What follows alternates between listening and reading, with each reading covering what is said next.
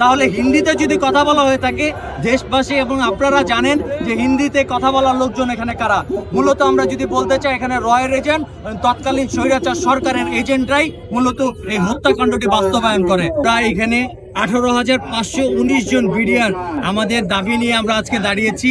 আপনারা জানেন যে পিলখানায় যে হত্যাকাণ্ডটি হয়েছে, এটি মূলত তৎকালীন স্বৈরাচার সরকার এই হত্যাকাণ্ডটিকে যেভাবে একটি সংজ্ঞায়িত করা হয়েছে বিদ্রোহ নামে, এটি মূলত কোনো বিদ্রোহ নয়।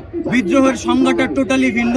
বিভিন্ন বাহিনী যদি হয়, একটি দেশের বিরুদ্ধে যখন কোনো কর্মকাণ্ড করা হয় তখন তাকে বিদ্রোহ বলা হয়।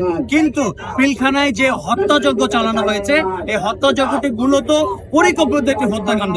এই হত্যাকাণ্ডটির পিছনে আপনারা ইতিমধ্যে অবগত হয়েছেন এবং বাংলাদেশের নতুন করে এই 24-এর অভ্যুত্থানের পরে 5 তারিখের পরে পরিবর্তিত পরিস্থিতির পরে আপনারা ইতিমধ্যে ইলেকট্রনিক মিডিয়া এবং প্রিন্ট মিডিয়াতে ইতিমধ্যে অনেকেই জেনেছেন যে সকল অফিসাররা পিলখানা থেকে বেঁচে ফিরিয়েছেন, তাদের পরিবাররা যারা বেঁচে ফিরিয়েছেন, তারা স্পষ্ট করেছেন যে ওইখানে যে ঘটনাগুলো ঘটানো হয়, এখানে বিডিআর সৈনিক কর্তৃক এই ধরনের ঘটনা হয় নাই।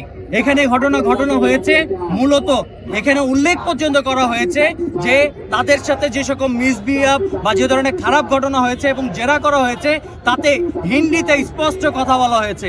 তাহলে হিন্দিতে যদি কথা বলা হয়ে থাকে, দেশবাসী এবং আপনারা জানেন যে হিন্দিতে কথা বলার লোকজন এখানে কারা।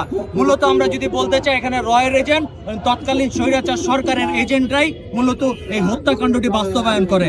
আজকে আমরা এই 18,500 বিডিআরের এই পরিবার থেকে আমরা আজকে দাঁড়িয়েছি।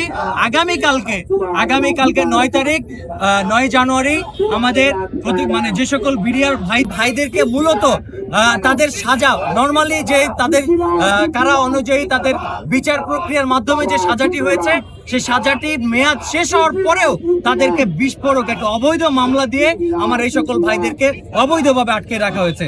আমরা আজকে এই সকল অবৈধ মামলা দিয়ে এই সকল 18,000 ভাইদেরকে মূলত অবৈধ মামলা দিয়ে এখানে বিতাড়িত করা হয়েছে।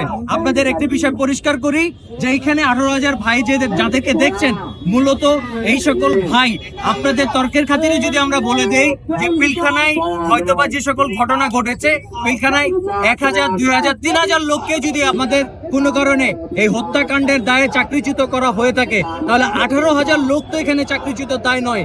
এখানে বাহির ব্যাটালিয়ন বলতে পিলখানার বাইরে সারা বাংলাদেশের বিভিন্ন ব্যাটালিয়নে 26 তারিখে পরিকল্পিতভাবে তৎকালীন স্বৈরাচার সরকার একটি বিশৃঙ্খলা সৃষ্টি করে। কারণ কি, এই বাহিনীটিকে এবং সেনাবাহিনীর সাথে একটি মুখোমুখি দাঁড়া করিয়ে এই বাহিনীটিকে ন্যাশনাত করতে চেয়েছিল এবং একটা পেটুয়া বাহিনী হিসেবে তারা কুকিগত বাহিনী হিসেবে তৈরি করতে চেয়েছিল। এই বাহিনীকে যেহেতু কুকিগত করতে পারে নাই, তার কারণে যারাই যখন যেই বিষয়ে সোচ্চার হয়েছে, কথা বলেছে, এই সকল লোকজন নিরাপরাধ লোকজনগুলোকে এবং প্রকৃত ঘটনাকে আড়াল করতেই মূলত এই সকল ভাইদেরকে চাকরিচ্যুত করা হয়েছে এবং অন্যায়ভাবে অভিযুক্ত করা হয়েছে। আপনারা আরো একটি বিষয় যদি আপনাদেরকে উল্লেখ করি যে এইখানে আমরা দেখছেন যে রাইফেলস ট্রেনিং সেন্টার তৎকালীন 9 সালে যে একটা ট্রেনিং ব্যাচ ছিল, এই ব্যাচটি মূলত রাইফেলসের একমাত্র ট্রেনিং ব্যাচ ট্রেনিং সেন্টার কিন্তু চট্টগ্রামের সাতকানিয়া অবস্থিত রাইফেলস ট্রেনিং সেন্টার।